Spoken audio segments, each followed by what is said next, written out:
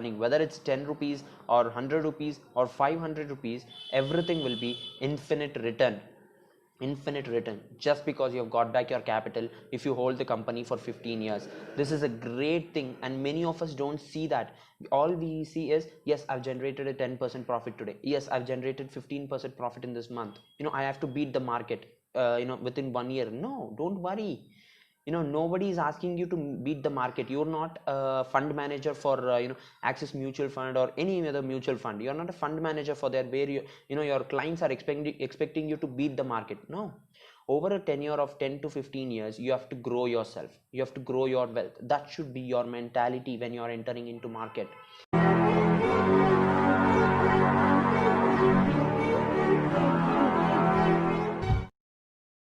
Hi, hello everyone, welcome you to the channel. Firstly, if you think that I'll be giving some intraday tips or D-Street tips to beat the market, then this video is not for you. But I'm sure that after you watch this video completely, you will learn something about investing. First, consider the time frame of investment. Say 5 to 7 years. I only see long-term investment in stock market, and if you ask me personally, my tenure, that is time frame, is infinite. In fact, my rate of interest, that is my rate of return, the return I expect from the market, is also infinite. Now, how to get infinite returns? You'll see. To make money in the market is nothing but profit or return on investment. Now, what I'm going to share with you here is a simple technique or parameter on which you can measure a company and generate profit. Now, I'll be giving two examples today. One is a debt-free cash-rich company. Another one is a regional bank. Now, why I've taken these two companies as example is they carry a low risk, and this investment will be particularly suitable for every person out there, retail investors like you and me. So now, which parameter have I taken for calculating return? It is dividend. Dividend is a magical thing when you take it for long term. What is dividend? A dividend is a distribution of sum of company's profit which is predetermined or decided by the board of directors. That is nothing but a part of company's earnings will be given out to the shareholders. That is what is known as dividend. And dividend can be received in cash form as well as shares. When you receive it in through shares, you'll be calling it as bonus, 1:1 or 10:1, like that. Usually dividends are paid quarterly or annually or semi-annually, like that. Now, the first company which I'll be talking about here is ITC. That is the talk of the town next to Reliance. I mean, everybody is talking about ITC, whether it will go up or what will happen to ITC in the next 5 to 10 years. And that is fundamental analysis, and we'll look into it in further videos. But today we'll be discussing only using the parameter of dividend, and with simple school mathematics, how you can calculate the rate of return, and how you can get infinite returns by using just basic mathematics. Now, at present, ITC is valued around 170 to 175, and I'm hoping it will also come down to 160 as well, so that I can buy more. Now, ITC's PE ratio is just 15. That is it is valued around 15 times its earnings, and that is very low for a company so big. I mean, it has such a huge cash reserve. It is a nifty 50. It is very less valuation for it. Now, the dividend which was issued by the company was 10 rupees 15 paise this year, and it is nearly 80% of the profit that they have made. Now, the first question is, will ITC give regular dividends, similar to this past performance? Yes, ITC will continue to give the same dividend. If not, at least they will be giving more than 50% of their profits as dividend, okay, which will around say reach to 8 rupees or 10 rupees as they have given now. So the next thing is, the cash reserve of ITC is 60,000 crores, and the debt of the company is zero. Now, earlier I said that the company will give cash, will continue to give dividend. You know why? Because of this cash reserve. They have 60,000 cash reserve. I mean, this is not going to happen, but still, if they clear out the entire reserves by giving it to its shareholders, each shareholder will averagely get 8 rupees, at least minimum 8 rupees. So that is nearly the dividend which they have given this year. And now, how to make money in by buying ITC? Say you buy 10,000 shares of ITC at 170, which you should not do, because you should not invest at one shot. No, you should never do that. No matter it's 10,000, you're buying 10,000 shares or 10 shares, you have to determine the capital which you're going to invest, and you have to invest it slowly. slowly and steadily. Remember, slow and steady wins the race. And now, buying 10,000 shares for 170 rupees will add up to 17 lakhs. Now the dividend which you will be getting per year will amount to 1 lakh. I mean, actually more than that, but nearly 1 lakh. You'll be getting 1 lakh per year just as dividend. That is a great passive income, right? And now next thing is, if you hold the stock ITC for 15 years, you'll be getting it back with the dividends, and with extra aram say they'll be giving special dividends also and bonuses also. With adding up everything, you'll be getting out your capital that you have been invested, that is 17 lakhs. You will get it out. Now what happens to the not principal, the capital, the price of the company, at what it will be trading, you know even if it goes for zero, you'll be having no loss, and it will never happen. The company is at a mere 15 P ratio, and it can aram se shoot up to 2025 also. It has the possibilities. The company has a great future ahead. So whatever extra price you are earning, whether it's 10 rupees or 100 rupees or 500 rupees, everything will be infinite return, just because you have got back your capital if you hold the company for 15 years. This is a great thing, and many of us don't see that. All we see is, yes, I've generated a 10% profit today, yes, I've generated 15% profit in this month, I have to beat the market within 1 year. No, don't worry. Nobody is asking you to beat the market. You're not a fund manager for Axis Mutual Fund or any other mutual fund. You're not a fund manager for there, where your clients are expecting you to beat the market. No. Over a tenure of 10 to 15 years, you have to grow yourself, you have to grow your wealth. That should be your mentality when you are entering into market. It's like entering a school. It's like money is like your child, and you're getting an admission in a school, that is stock market. Give it time, give it 10 years to learn something, right? That is the thing you have to do in the market.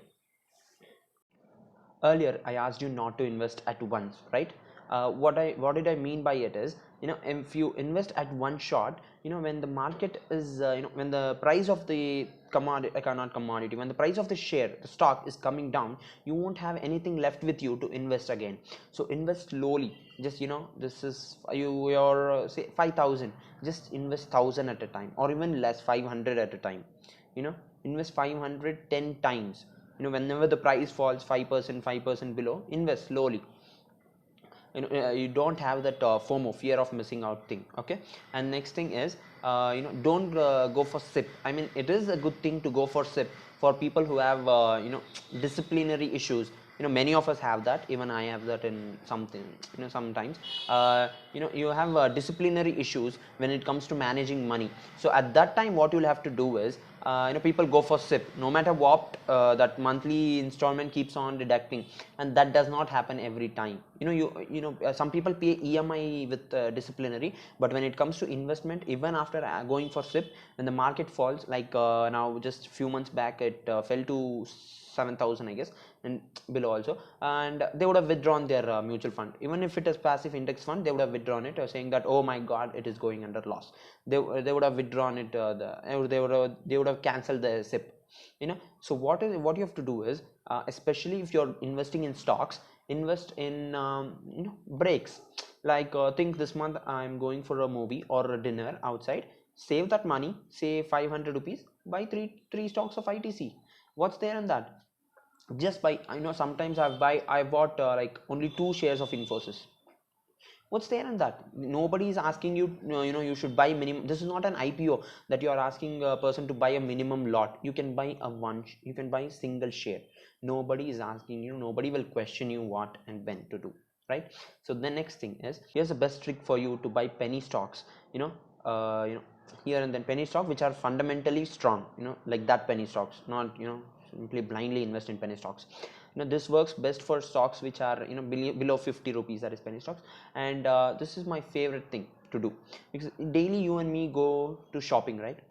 Shopping in the sense, go buy to milk or curd in nearby dukans, and you get 5 rupees change or 10 rupees change at that time. What we do, we just keep it. Next time we spend it somewhere on a chocolate also. So what I do is, I just save it in a box. And 20 days once or monthly once, I take it out, I buy shares, and I buy shares. I don't go deposit that same amount in my demat account.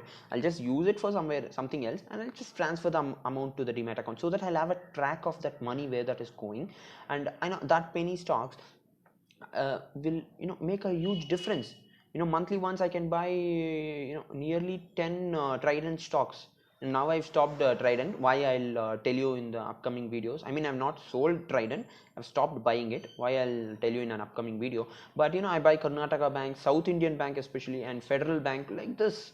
I buy stocks, penny stocks which are below 50 rupees or below 20 rupees, like this. Monthly once I'll buy 4 stocks, 5 stocks, and it amounts to drops of water make millions, right?